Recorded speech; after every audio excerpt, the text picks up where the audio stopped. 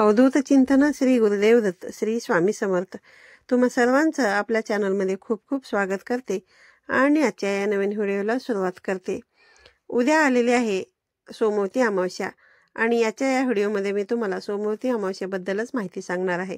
कारण उद्या 31 डिसेंबर 2024 रोजी वार आहे सोमवार।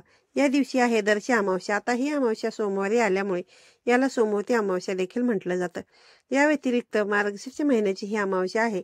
आपण संपूर्ण मार्गशीर्ष महिना माता लक्ष्मीची त्यासोबतच भगवान श्री हरी विष्णूंची देखील सेवा केलेली आहे। म्हणूनच अमावस्येच्या दिवशी देखील आपल्याला यांच्या सेवा करायच्याच आहेत, जेणेकरून आपली आर्थिक भरभराट होण्यासाठी आपल्याला मदत मिळेल। या व्यतिरिक्त भगवान शिवशंकरांची आराधना पूजा देखील करायची आहे। असं म्हटलं जातं की सोमवती अमावस्येच्या दिवशी जो कोणी व्यक्ती भगवान शिवशंकरांची आराधना करतो त्यासोबतच काही उपाय करतो त्याला पितृदोषापासून मुक्तता मिळत असते आणि पितृदोषाचा जो दोष आहे तो त्या दोषापासून देखील त्यांची सुटका मिळण्यासाठी किंवा त्याचा जो काही त्रास आहे तर तो कमी होण्यासाठी मदत होते। तर बघा, तुम्हाला उद्या कोणती कामं करायची आहेत, कोणत्या सेवा करायच्या आहेत याबद्दलच आपण आजच्या या व्हिडिओमध्ये सविस्तरपणे माहिती जी काय आहे तर ती जाणून घेणार आहोत। तर बघा, काय सेवा काय उपाय करायचे आहेत हे आपण बघूया। बघा, सर्वप्रथम तुम्हाला अमावस्येचा प्रारंभ आणि समाप्ती कधी आहे तर ते पाहूया। तर बघा, उद्या 30 डिसेंबर 2024 रोजी अमावस्येचा प्रारंभ पहाटे 4:02 होत आहे। तर 31 डिसेंबर 2024 रोजी अमावस्येची समाप्ती पहाटे 3:57 आपल्याला ही अमावस्या जी आहे तर ती संपणार आहे। त्यामुळे 30 तारखेलाच आपल्याला अमावस्या जी आहे तर ती साजरी करायची आहे। तर आता या दिवशी आपल्याला लवकरात लवकर उठायचं आहे। अमावस्या असल्यामुळे सूर्योदयापूर्वी उठण्याचा प्रयत्न करा, कारण आपल्याला सूर्याला अर्घ्य देखील द्यायचं आहे। पण तत्पूर्वी आपल्याला आंघोळीच्या पाण्यामध्ये थोडेसे काळे तीळ टाकून आपल्याला आंघोळ करायची आहे।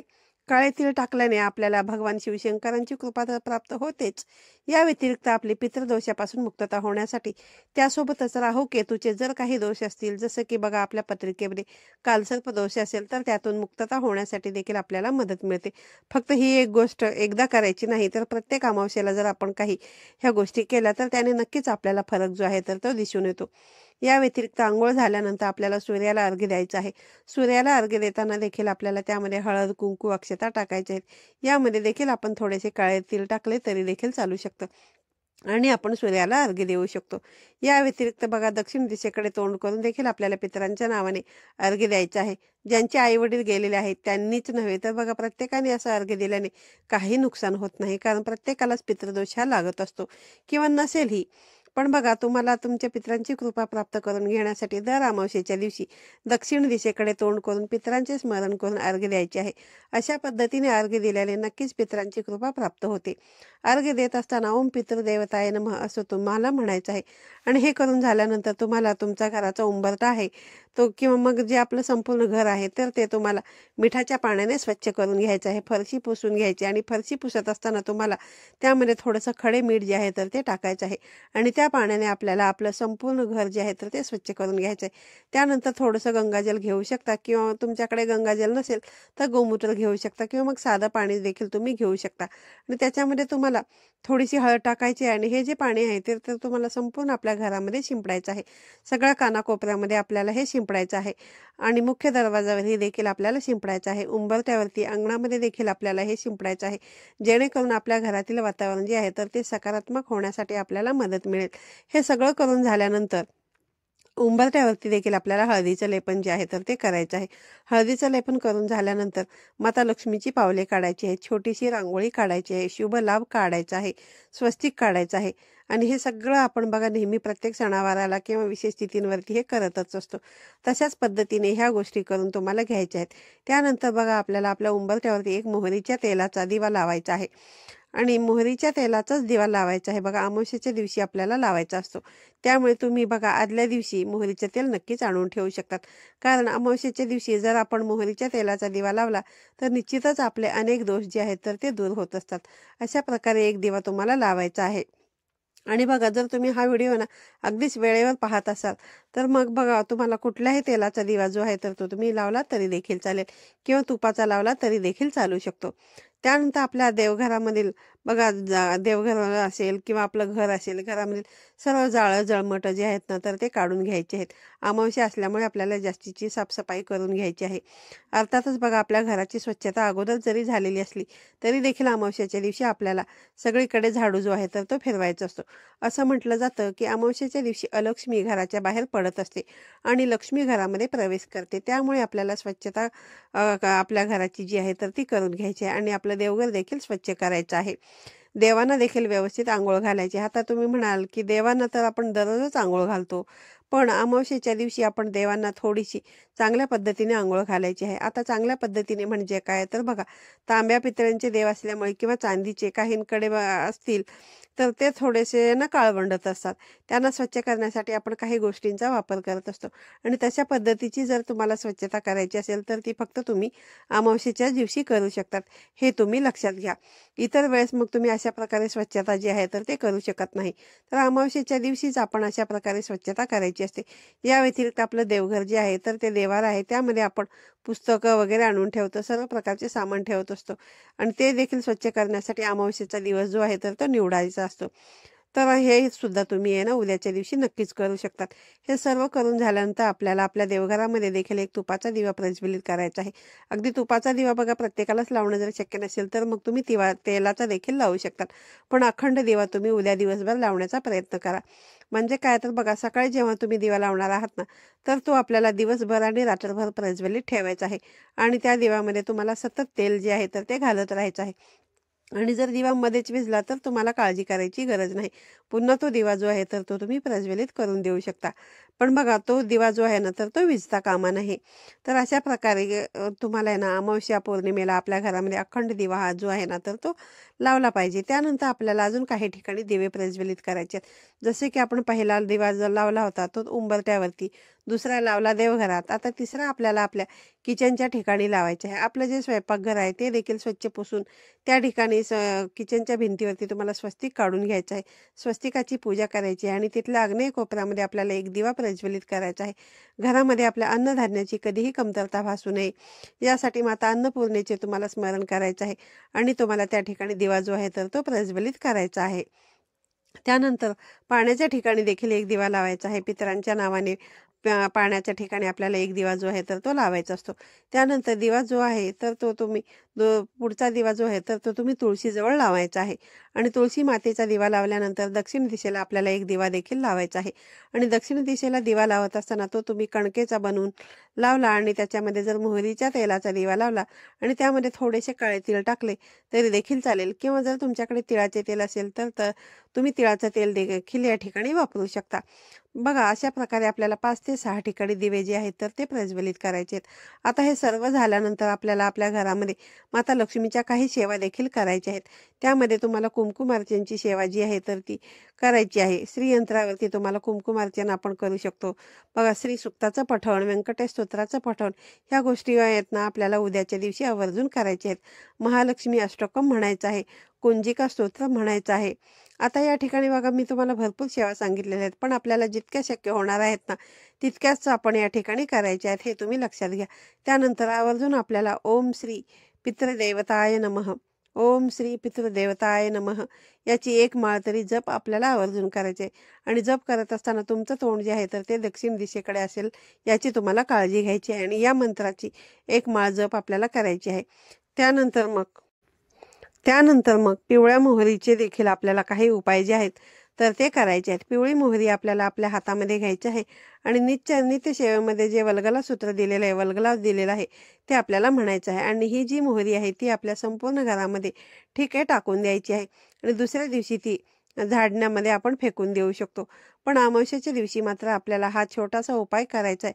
तर अशा पद्धतीने पिवळ्या मोहरीचा तुम्ही उपाय करू शकता आणि त्याचा अनुभव तुम्ही घेऊ शकता. मोहरीचा अजून एक उपाय आहे बघा, आपल्या घरातील जी करती व्यक्ती आहे तर त्या करत्या व्यक्तींवरून देखील ही जी पिवळी मोहरी आहे ती आपल्याला 7 वेळेस उतरवायची आहे आणि घराच्या बाहेर फेकून द्यायची आहे. अगदी थोडीशी मोहरी घ्यायची आहे आणि आपल्या त्या घरातील करत्या व्यक्तींवरून उतरवल्यानंतर ती बाहेर एखाद्या दिशेला किंवा दक्षिण दिशेला तुम्हाला ती फेकून द्यायची आहे. त्यानंतर बघा आपल्याला उद्या पिंपळाच्या झाडाची देखील पूजा करायची आहे. पिंपळाच्या झाडाला जल अर्पण करायचं आहे. त्या पाण्यामध्ये जर तुम्ही थोडंसं गूळ टाकला आणि ते गूळ मिश्रित पाणी त्यासोबतच थोडंसं दूध टाकलं आणि गूळ मिश्रित पाणी जर आपण पिंपळाच्या झाडाला अर्पण केलं तर त्याने देखील आपला पितृदोष जो आहे तर त्या पितृदोषापासून मुक्तता होण्यासाठी आपल्याला मदत मिळत असते. तर अशा प्रकारे हा उपाय तुम्ही नक्कीच उद्याच्या दिवशी करून बघा. त्यानंतर पिंपळाच्या झाडाजवळ देखील आपल्याला मोहरीच्या तेलाचा दिवा लावू शकतो. त्यासोबतच भगवान शिवशंकरांचं तुमच्या आसपास जर कुठे मंदिर असेल तर त्या ठिकाणी जाऊन तुम्हाला काळे तिळ आवर्जून अर्पण करायचे आहेत. त्या ठिकाणी देखील तुम्ही पंचमुखी आपल्याला कणकेचा दिवा बनवायचा आहे आणि त्यामध्ये मोहरीचं तेल घालून हा दिवा त्या ठिकाणी प्रज्वलित करायचा आहे. तर अशा प्रकारे पितृदोषापासून मुक्तता मिळण्यासाठी या गोष्टी ज्या आहेत ना तर त्या आपण नक्कीच करू शकतो. त्यानंतर बघा, आपल्या घरातील वास्तुदोष दूर होण्यासाठी आपल्या मुख्य दरवाजावरून आपल्याला काही उतारे देखील करायचे आहेत. यामध्ये बघा, तुम्हाला दही भाताचा उतारा करू शकता. कशा पद्धतीने करायचा आहे दही भाताचा उतारा याबद्दल मी मागच्या व्हिडिओमध्येच तुम्हाला सांगितलेलं आहे. तर मग तुम्ही पाहिला नसेल तर व्हिडिओ, तो तुम्ही आवर्जून व्हिडिओ पाहू शकता. तर मग बघा, उद्या तुम्हाला दही भाताचा उतारा करण्यासाठी फार काही लागत नाही. मी इथे तुम्हाला अगदी शॉर्टकट सांगते. दही भाताचा उतारा करण्यासाठी तुम्हाला अगदी 1 वाटीभर तांदूळ घ्यायचा आहे आणि तो तांदूळ जो आहे तर तो न धुताच तुम्हाला शिजवून घ्यायचा आहे. पण शिजवत असताना त्याच्यामध्ये तुम्हाला तेल, तूप, मीठ वगैरे काही टाकायचं नाही आणि तो शिजवून झाल्यानंतर तुम्हाला एखाद्या पत्रावळीवरती किंवा पुठ्ठ्यावरती ठेवून त्याच्यावरती तुम्हाला चमच्याभर दही टाकायची आहे आणि हा जो भात आहे हा भाताचा तुम्हाला तुमच्या मुख्य दरवाजावरून उतारा जो आहे तर तो करायचा आहे. तुम्ही हा जो उतारा आहे ना तर तो अवश्य करून बघा. त्याचबरोबर बघा, ज्या लोकांचे आहे ना ट्रान्सपोर्टचे व्यवसाय आहेत किंवा मग बघा प्रत्येकाच्या घरामध्ये आहे ना गाडी असते, 2 व्हीलर असते, लहान मुलांची सायकल देखील असते. तर अशा काही गोष्टी आहेत तुमच्या घरामध्ये, तुमची वाहनं, आणि तुम्हाला वाटत असेल की त्याचा अपघात होऊ नये तर तुम्हाला या वाहनांना देखील आपल्याला मिठाच्या पाण्याने धुवायचं आहे किंवा एका कपड्याने तुम्ही पुसून घेऊ शकता. पुसल्यानंतर त्यावरून आपल्याला दही भाताचा उतारा करायचा आहे किंवा आपण बघा नारळाचा देखील उतारा करू शकतो. नारळ घ्यायचा आहे, त्यावरती शेंदूर घ्यायचा आहे आणि त्या शेंदुराने तुम्हाला त्रिशूल काढायचं आहे नारळावरती आणि आपल्या त्या वाहनावरून तुम्हाला ते 7 वेळेस उतरवायचं आहे आणि एखाद्या मोकळ्या ठिकाणी नेऊन ते तुम्ही फेकून देऊ शकता. बघा, तर उद्याच्या दिवशी तुम्हाला ते उद्याच्या दिवशी म्हणण्यापेक्षा जो आपण उतारा केलेला नारळ असतो तो आपल्याला फोडून खायचा नसतो. तर अशा पद्धतीने ना तुम्ही दर अमावस्येला हा जर उपाय केला तर निश्चितच तुमच्या वाहनाचा आहे ना कधीही अपघात होणार नाही, हे तुम्ही लक्षात घ्या. बघा, आपण हे जे काही उपाय करत असतो ना तर ते अगदी कोणालाही नुकसान पोहोचवण्याच्या उद्देशाने करत नाही, तर फक्त आपल्या काही गोष्टींपासून बचाव व्हावा यासाठी आपण करत असतो. या व्यतिरिक्त बघा, तुमचं कुठलं व्यवसायाचं दुकान वगैरे असेल, कुठला तुमचा बिझनेस असेल, त्या ठिकाणी देखील तुम्ही अशाच पद्धतीने उतारे जे आहेत तर ते उद्याच्या दिवशी नक्कीच करू शकता. फक्त लक्षात घ्या की एखादा उतारा करत असताना, एखादा उपाय करत असताना, तो उपाय करताना कोणालाही तुम्हाला हानी पोहोचता कामा नये. मग तो आपल्या चांगल्यासाठी करायचा आहे हे तुम्हाला लक्षात असू द्या. त्यासोबतच बघा, आपण आपल्या घरामध्ये कर्पूर होम देखील करू शकतो. कर्पूर होम करत असताना एक नारळ घ्यायचा आहे आणि नारळाची जी शेंडी आहे नारळ वर करायची आणि त्या नारळावरती आपल्याला 7 कापराच्या वड्या ज्या आहेत तर त्या एक एक करून जाळायच्या आहेत आणि तुम्हाला जो कुठला मंत्र येत असेल किंवा कालभैरवाष्टक म्हणायचा असेल तर अशा प्रकारे तुम्ही कर्पूर होम दर अमावस्येला करून बघा. किंवा कर्पूर होमची सेवा जर तुम्हाला संकल्पयुक्त 40 दिवसांची करायची असेल तर तुम्ही अमावस्येपासून सलग 40 दिवस घरामध्ये असा उपाय करू शकतात. याने 100% तुमच्या घरातील वास्तुदोष, पितृदोष दूर होण्यासाठी नक्कीच मदत मिळत असते. त्यानंतर संध्याकाळच्या वेळेस बघा, आपल्याला उंबरठ्यावरती आवर्जून आपल्याला 5 कापराच्या वड्या ज्या आहेत तर त्या जाळायच्या आहेत आणि 5 कापराच्या वड्या उंबरठ्यावरती जाळून झाल्यानंतर देवघरासमोर बसून आपल्याला कापरासोबतच थोडीशी मोहरी देखील प्रज्वलित करायची आहे. पिवळी मोहरी जी आहे तर ती थोडीशी त्या कापूर पेटवल्यानंतर त्यामध्ये तुम्ही टाकून द्यायची आहे आणि एखादा मंत्र जो कुठला तुम्हाला येत असेल तो म्हणायचा आहे. तर अशा पद्धतीने तुम्हाला हा उपाय केल्याने आपल्या घरातील निगेटिव्हिटी नष्ट होते असं म्हटलं जातं.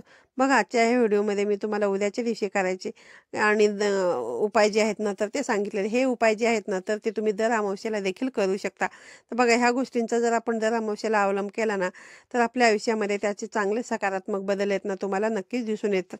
फक्त कोणतीही गोष्ट करत असताना त्या गोष्टींमध्ये सातत्य असायला हवं आणि विश्वासाने ह्या सर्व गोष्टी जर केल्या ना तर निश्चितच ह्या सर्व गोष्टींचं आपल्याला चांगलं फळ मिळत असतं.